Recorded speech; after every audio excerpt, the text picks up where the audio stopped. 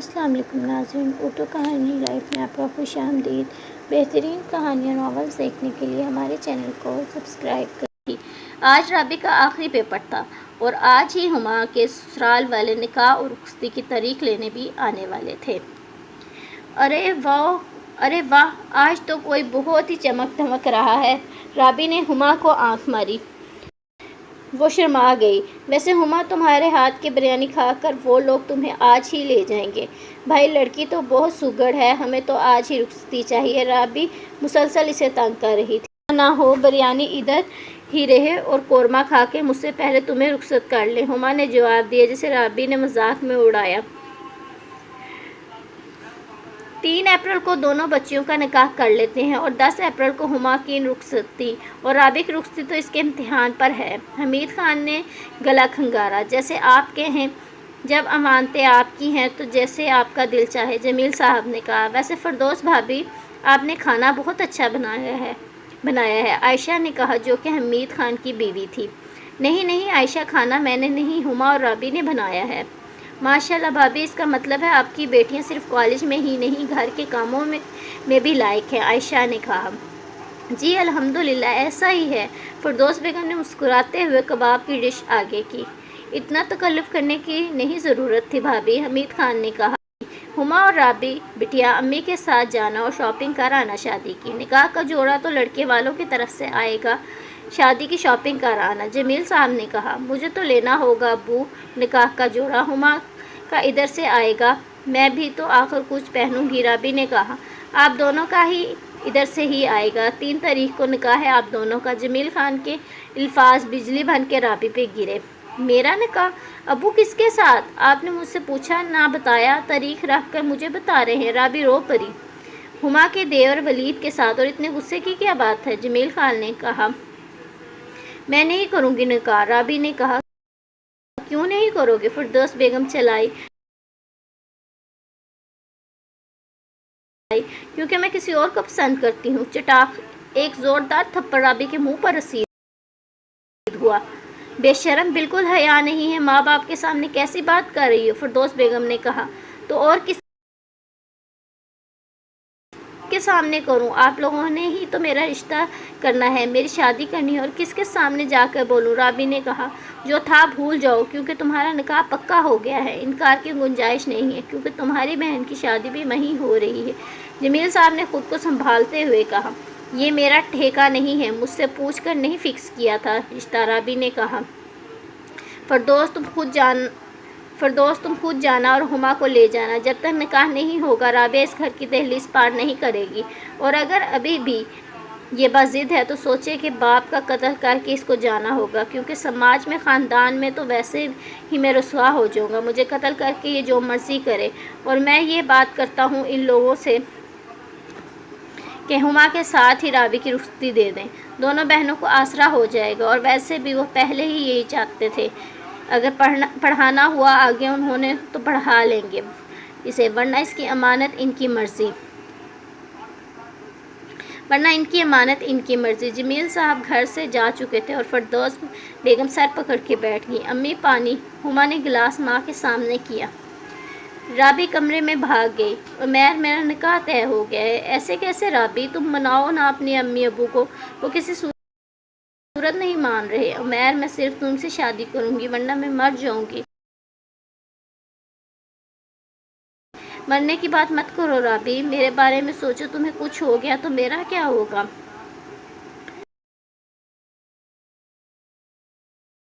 तो मैं क्या करूं उमैर? एक आखिरी बार प्यार से बात करके देखो, शायद मान जाए। नहीं मानेगी, मैं अच्छे से जानती हूँ। कोशिश करने में क्या हर्ज है?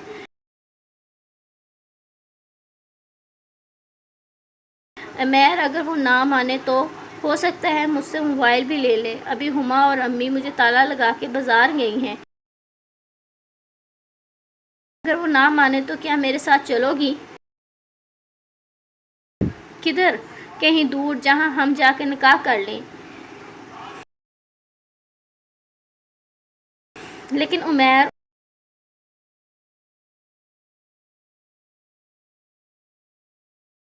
اور کوئی راستہ نہیں ہمارے ایک ہونے کا۔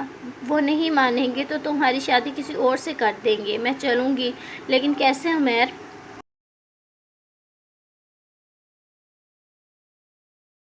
اگر وہ مان گئے تو تم سے موبائل نہیں لیں گے۔ اگر 2-3 دن تک رابطہ نہ ہوا تو میں سمجھ جاؤں گا کہ وہ نہیں مانے، تو میں تمہیں لینے آ جاؤں گا۔ لیکن میں کیسے آؤں گی عمیر؟ میرے تو گھر سے نکلنے پہ پابندی ہے۔ تم گھر تیار ہوگی یا پارلر میں؟ میں کیوں تیار ہوں گی عمیر؟ رابی رو پڑی۔ گھر سے نکلنے کا یہی راستہ ہے، تم بتاؤ۔ جدھر سے ہما تیار ہوگی، وہ اکثر ایک پارلر کا ذکر کرتی ہیں، مین روڈ پر، پکا وہیں جائے گی۔ تو ٹھیک ہے، تم لوگ جیسے ہی پارلر سے باہر آؤ گے میں تمہیں وہاں سے غائب کر دوں گا۔ ان چند دنوں میں میں کہیں ہمارے رہنے کا بندوبست کر لوں گا، اور ہمارے نکاح کا بھی۔ نکاح ہو گیا اور ہم پکڑے بھی گئے تو کچھ نہیں ہوگا۔ ڈرو نہیں رابی، یہ تو اس صورت میں ہے کہ اگر وہ نہ مانے، ہو سکتا ہے وہ مان جائیں۔ اچھا رابی ڈرو نہیں، حالات کیسے بھی ہوں میں ساتھ ہوں تمہارے۔ عمیر لگتا ہے وہ لوگ آگے، بعد میں بات کرتی ہوں، اپنا خیال رکھنا۔ نکاح کی تاریخ تو بتا دو، وہ تو بھول ہی گیا۔ 3 اپریل۔ یہ سوچ کے تیار ہونا کہ تم میری دلہن بننے جا رہی ہو۔ عمیر ہنسا تھا۔ امی ابو ایک بار اس سے مل تو لے، اس کا نام تک نہیں پوچھا۔ کیوں پوچھیں؟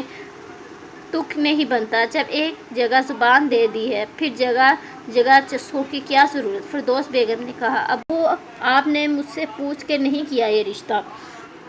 تم اتنی بڑی نہیں ہوئی کہ اپنا اچھا برا سمجھ سکو، جمیل صاحب بولے۔ اور اتنی بڑی ہوں کہ شادی کر لوں؟ رابی باپ کے آگے زبان نہ چلاؤ، تجھے زندہ گاڑ دینا ہے منظور ہے، لیکن یوں خاندان والوں کے سامنے زبان سے ذلیل ہونا نہیں۔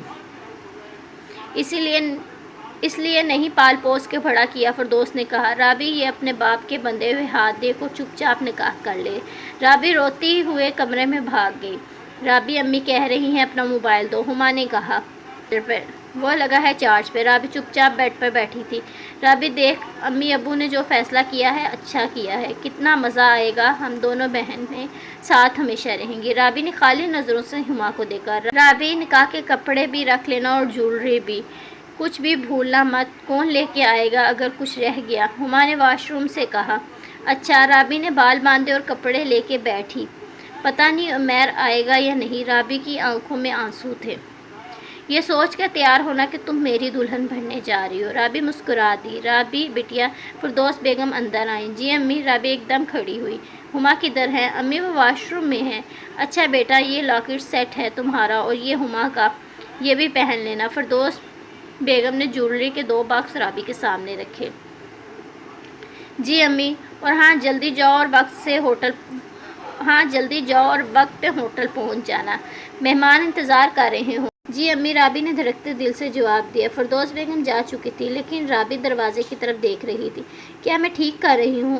وہاں سب مہمان کن نظروں سے دیکھیں گے امی ابو کو؟ لیکن اس میں میری کیا غلطی ہے؟ میں نے تو کوشش کی تھی وہ مان جائیں، لیکن انہوں نے مجھے نہیں سمجھا۔ پتہ نہیں وہ بعد میں مجھے معاف کر کے ہماری شادی کو قبول کریں گے یا نہیں۔ ہما کی آواز سے رابی چونکی۔ چلے؟ ہاں، یہ امی نے دیا ہے تمہارا لاکٹ سیٹ۔ اچھا اپنے سامان میں رکھ لو، وہاں چل کے پہن لوں گی۔ وہ دونوں تیار ہو چکی تھیں۔ واؤ، ہمارے دولہے تو دیکھتے ہی رہ جائیں گے ہمیں، ہما نے اپنا آپ آئینے میں دیکھتے ہوئے کہا۔ چلیں رابی، کریم بس پہنچنے والی ہوگی۔ ہما باہر نکلی۔ رابی نے بڑی چادر رکھی، وہی چادر جو اسے کلثوم نے دی تھی، پر وہی چہل پہل تھی، سائیکل، بائیک، گاڑیاں۔ ہما گاڑی میں بیٹھی۔ رابی جلدی آؤ، لیکن رابی تو وہاں نہیں تھی۔ وہ جسے رابی سمجھ رہی تھی، وہ لڑکی جو اس کے پیچھے چل رہی تھی، وہ تو کوئی اور تھی۔ وہ گاڑی سے نیچے اتری اور واپس پیچھے کی طرف چلنے لگی۔ پارلر تک گئی، لیکن اسے رابی نہیں ملی۔ ان کا یہی کہنا تھا، وہ تو یہاں سے اکٹھی نکلی ہی نہیں تھی۔ رابی کے پاس فون بھی نہیں تھا، وہ جو لیا تھا انہوں نے، اسے کچھ سمجھ نہیں آ رہا تھا۔ اس نے اپنے ابو کو کال کی۔ ابو، رابی نہیں مل رہی۔ کیا مطلب؟ ابو، ہم اکٹھے تیار ہو کے نکلے تھے، لیکن رابی اچانک غائب ہو گئی۔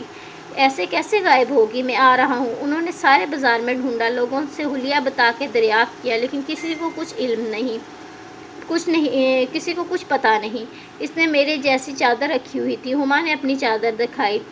نہیں باجی، ایسی چادر والی کوئی لڑکی ہم نے نہیں دیکھی۔ اسے اغوا تو نہیں کر لیا کسی نے؟ جمیل خان نے کہا۔ کیا پتہ ابو، ہمیں پولیس کے پاس جانا چاہیے۔ صحیح کہہ رہے ہیں ابو، چلیں۔ آپ کی بہن شادی سے خوش تھی؟ پولیس نے سوالات شروع کیے۔ جی خوش تھی، ہم نے تیار ہو کے سیلفی بھی بنائی تھی۔ رات کو اس نے مجھ سے مہندی لگوائی کہ نکاح پر مہندی لگانا رسم ہے۔ ہم اکٹھے پارلر سے باہر آئے۔ آپ پارلر والی سے پوچھ لیں، وہ بالکل مطمئن اور خوش تھی۔ اچھا، آپ نے گھر دیکھا؟ کوئی زیور وغیرہ؟ معاف کریں لیکن تحقیق ضروری ہے۔ جی ہمارے گھر میں اتنا زیور ہے ہی نہیں، میری بیوی کا اس نے پہن رکھا ہے۔ 2 بچیوں کے لاکٹ سیٹ تھے جو ان کو صبح دیے تھے ماں نے، اور سسرال والوں کا زیور ہوٹل میں ان کے پاس ہے، نکاح کے وقت پہنانا تھا انہوں نے۔ وہ لاکٹ سیٹ وہ میرے پاس ہے۔ ہم نے جو جیولری لی تھی وہ پہننے کے بعد لاکٹ سیٹ کی جگہ نہیں تو ہم نے سامان ایک ہی بیگ میں ڈالا تھا جو کہ میرے پاس تھا، اسی میں ہم دونوں کا لاکٹ سیٹ تھا۔